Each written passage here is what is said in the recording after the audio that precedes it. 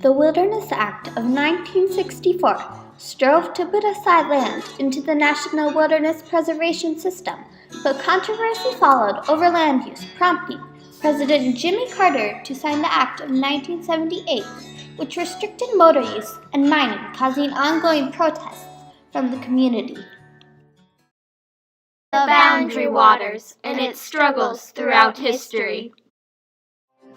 98% of the original wilderness in the USA is already gone, 10% of which has vanished in the last 25 years, causing people such as Aldo Leopold to temporarily lose hope. I'm glad I will not be young in a future without wilderness. This pressured federal officials to take 500,000 acres within northeastern Minnesota to be preserved in 1902, foreshadowing the events that would take place 54 years later, leading others to speak out about how to save the remaining areas, like Sigurd Olsen, who stated, "Without love of the land, conservation lacks meaning or purpose, for only in a deep and inherent feeling for the land can there be dedication in preserving it." Bob Marshall, in the early 1930s, agreed with these ideas and expressed his thoughts on the matter. Areas should be set aside by an act of Congress. This would give them as close an approximation to permanence as could be realized in a world of shifting desires. Approximately 26 years after these thoughts were voiced, Howard Zanisser took it upon himself to write the first draft of the Wilderness Act in 1956. He believed, "Working to preserve in perpetuity is a great inspiration. We are not fighting a rearguard action. We are facing a frontier. We are not slowing down a force that inevitably will destroy all the wilderness there is. We are generating another force, never to be wholly spent, that renewed generation after generation will be always effective in preserving wilderness. We are not fighting progress. We are making it. We are not dealing with a vanishing wilderness. We are working for a wilderness forever." However, it wasn't until 1964, and after over 50 rewrites, that the Wilderness Act of 1964 was finally signed by President Lyndon B. Johnson, passing it into law. The final copy connected the remaining wilderness areas within the United States into the National Wilderness Preservation System. Uncertainty began, however, amongst those living within those areas over whether they now had to leave their livelihoods and homes, or if they would continue to retain their rights to their land. Each area went about it differently. Some residents were told to leave immediately, while others were allowed to put down a single name to the documents of their residence. And when that person died, the land would be taken and become a permanent part of the National Wilderness Preservation System. Dorothy Moulter, also known as the Root Beer Lady, was one of the last to remain in the Boundary Waters. Shortly after signing the act, President Lyndon Johnson told of the importance of the act. "If future generations are to remember us with gratitude rather than contempt, we must leave them more than the miracles of technology. We must leave them a glimpse of the world as it was in the beginning." After a final push for preservation of the Boundary Waters from several activist groups, including the Friends of the Boundary Waters Committee, located in Minnesota, along with the Wilderness Society in Washington, D.C., another law was finally introduced by Congressman Jim Oberstar 11 years later, in October of 1975.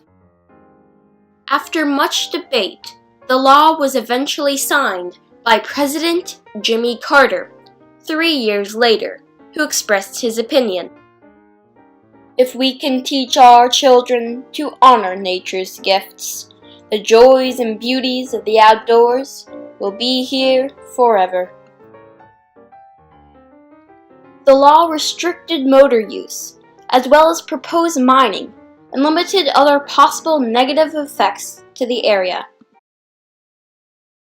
This, though, caused an uproar from the community in the form of protests, as they swarmed by the hundreds their signs and banners proclaimed their outrage over the newly restricted motor usage. Others, though, flocked to the Boundary Waters to enjoy its now canoe-dominated environment.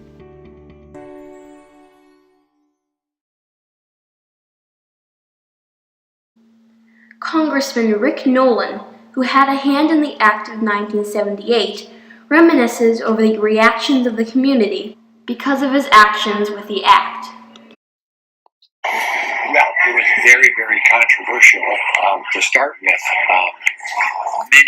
Many people lost their homes, their businesses, because we were making and creating 1 million acres of wilderness.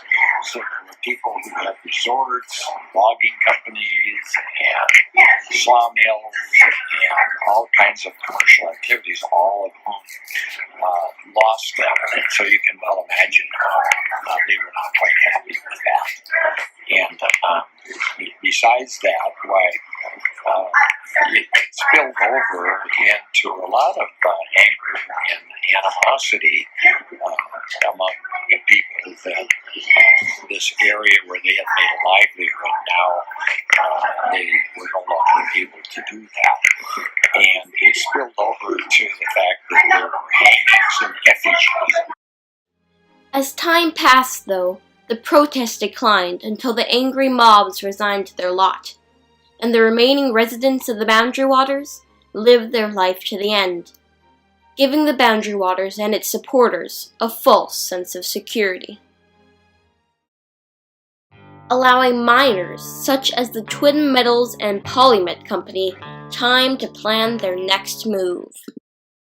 These two mining companies have discovered the Boundary Waters' rich supply of sulfuric ores, and the Polymet Company has proposed a mining site located on federal land just outside the Boundary Waters.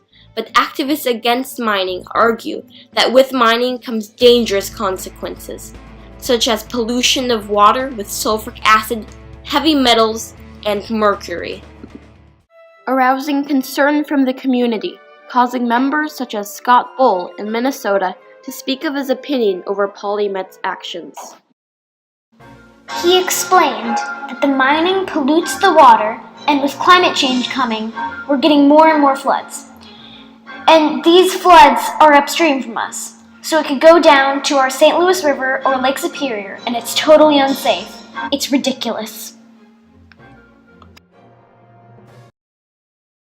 If the proposed mining goes through, this will mean noise and light pollution to the stillness and serenity of the Boundary Waters, poisoned waterways, and demolition of habitat and ecosystems for all living things within their sight.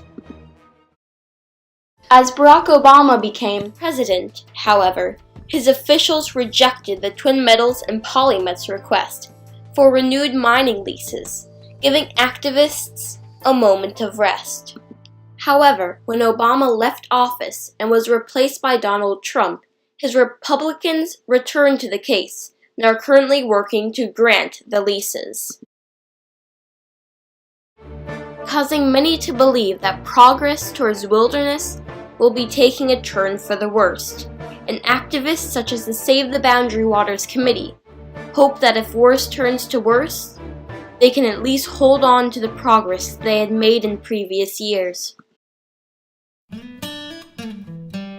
But still, with passion, there is hope for the wilderness of tomorrow. As Becky Rom knows, we could lose the Boundary Waters, and once it's gone, it's gone.